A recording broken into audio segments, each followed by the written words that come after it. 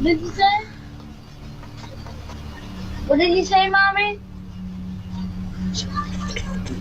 I can't hear you. You gotta keep that open so No way. it doesn't get all musty. Yeah.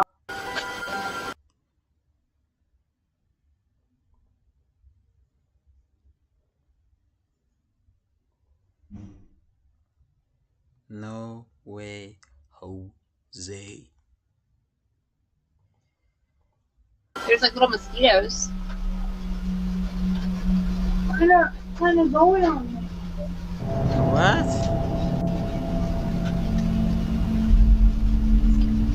What? What did you say? What did you say, Mommy? I can't hear you.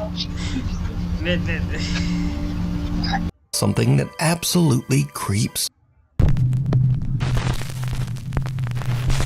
Late one evening in Philadelphia, Pennsylvania, Heather Paul is outside on her front porch having some ice cream with her husband and her 2 sons.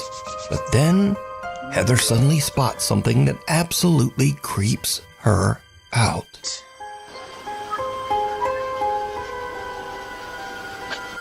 There's like little mosquitoes. Kind of going on me.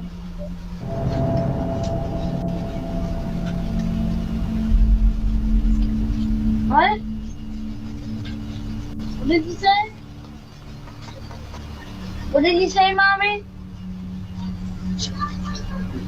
I can't hear you. You gotta keep that open so it doesn't get all musty. You can't tell me to find it. That's legit. Yo. Heather whispers, "She scares me," to her husband and children, but they have no idea what she's talking about. Neither her husband or sons can see the bizarre figure dressed in white that is walking down the sidewalk only about 20 feet away. Heather says that the woman looked like, quote, a lady dressed like a nurse from the 1950s with an eerie grin on her face. Heather is now freaked out. She can't understand why no one else saw the strange nurse. So she checks the footage from their front door security camera, and sure enough, the recording also shows a creepy pale figure walking right by. It just immediately creeped me out, so I just kind of like jumped. But it gets even weirder, because you see, Heather lives only a mile away from a notorious old abandoned mental asylum, the Philadelphia State Hospital at Byberry. So a little backstory, I live about a mile from where Byberry State Hospital used to be. This is one of the, I'm pretty sure, the most notorious mental hospital in the country. A lot of abuse went on there. There was lobotomies performed on patients. There was experiments performed on patients. A lot of them lost their lives because they were just treated so horribly. The conditions that that hospital was in was so inhumane, and no human should have ever had to go through what these patients went through. And these people just needed help. It's just very sad. They were so overcrowded, like the nurse to patient ratio was just extreme. With 2 student nurses and maybe 3 attendants, we have all we can do to bathe the patients, get them to cafeteria, take them to the doctors, give them their medications, and try to keep the place clean. Now, when I was a kid growing up, we used to definitely go in there, and it was really scary. Like the second you walk on the grounds, you just feel like it's cold, it's not normal, it feels weird. Like you can tell somebody's watching you.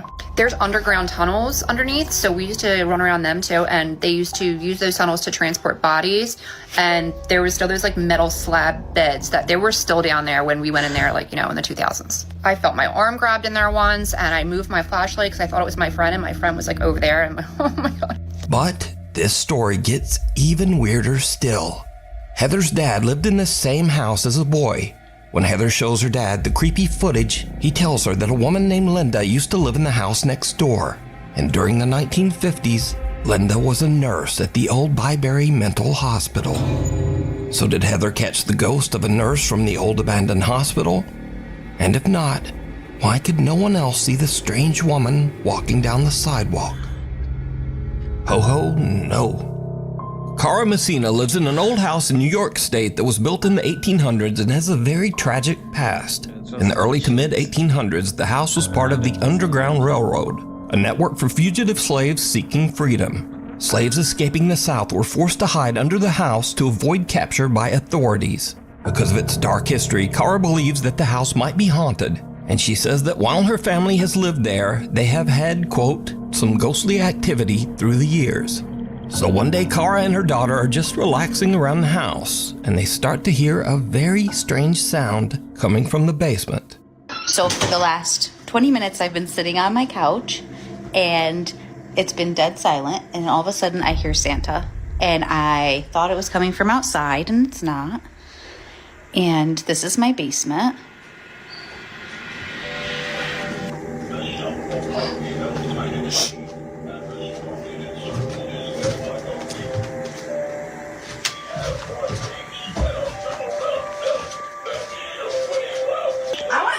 Summer.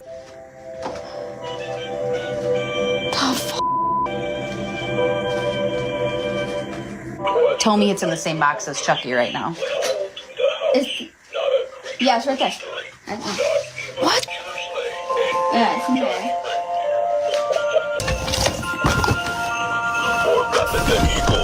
Right, but it hasn't been touched, and all of a sudden, after all of these months.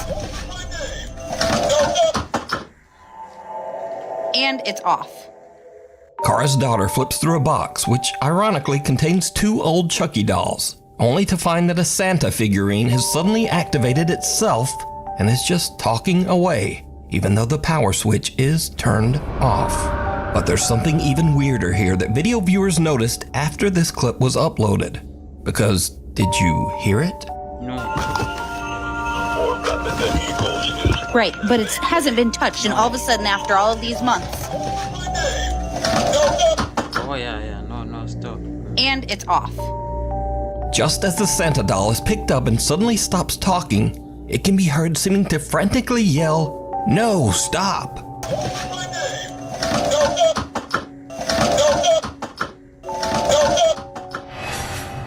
So is Cara's basement haunted?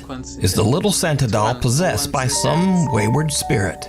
Or is it all just a very odd coincidence? You decide. Dare to show why the original Eau de Parfum and the new Le Parfum Yves Saint Laurent.